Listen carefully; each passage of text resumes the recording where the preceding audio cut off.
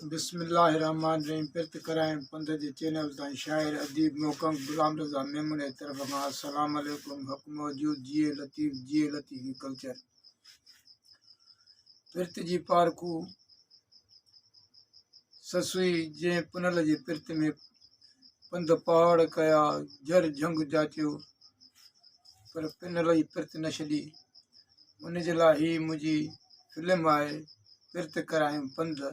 उन जा ॿ गीत अव्हां सां शेयर थो कयां। चयो राह रफ़ीकनि अजायो रुलीअ रंध, पिर्त करायमि पंध रज़ा जतन संधी जुई ते। ओ पिर्त करायमि पंध मूंखे पिर्त करायमि पंध, ओ पिर्त करायमि पंध मूंखे पिर्त करायमि पंध। इश्क आरीअ जाम जे अहिड़ा घुमायमि हंध, मूंखे पिर्त करायमि पंध जेॾियूं पिर्त करायमि पंध। ओ पर्बत संधा पेचरा नकी राह छॾियमि को रंध, मूंखे पिर्त करायमि पंध जेॾियूं पिर्त करायमि पंध। कंधे पुछाऊं पुनल जूं मुंहिंजा साणा थियणमि संध, जेॾियूं पिर्त करायमि पंध मूंखे पिर्त करायमि पंध। जेसीं साहु ससुई तेसीं छॾिया न जतन जिंद, मूंखे पिर्त करायमि पंध जेॾियूं पिर्त करायमि पंध। ओ कुर्बान थी मांखे चिन तां रज़क पे ॾींदसि कंध, जेॾियूं पिर्त करायमि पंध मूंखे पिर्त करायमि पंध।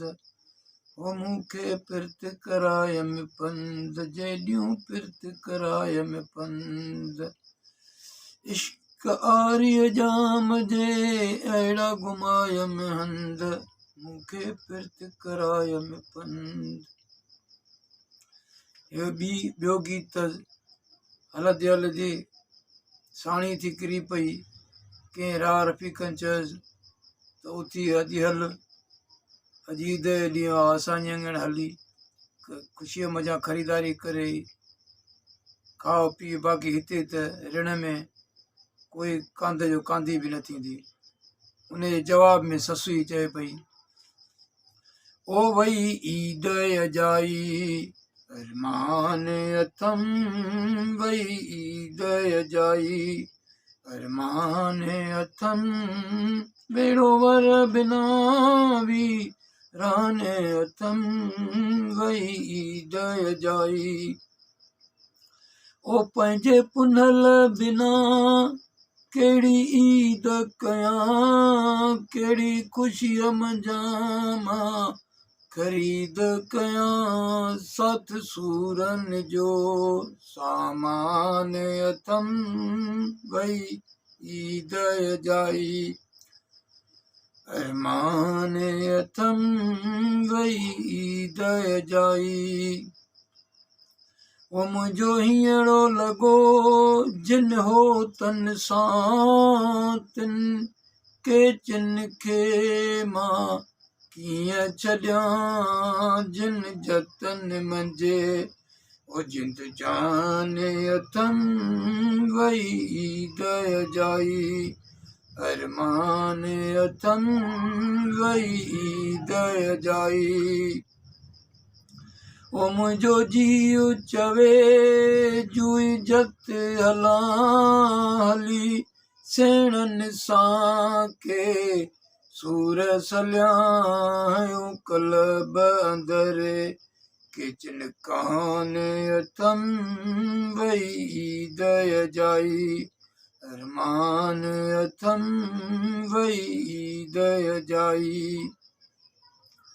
ओ कीअं पंहिंजे पुनल खां पाण पलियां, कीअं जतन खां पंहिंजो जीउ झलियां, कंध के चिन तां ओ रज़ा कुर्बान अथम, वई ईद अजाई अरमान अथम, वेड़ोवर बिना वीराने अथम वही दय जाई अरमाने अथम वही दय जाई अरमाने अथम वेड़ोवर बिना वीराने अथम वही दय जाई हो वही दय जाई।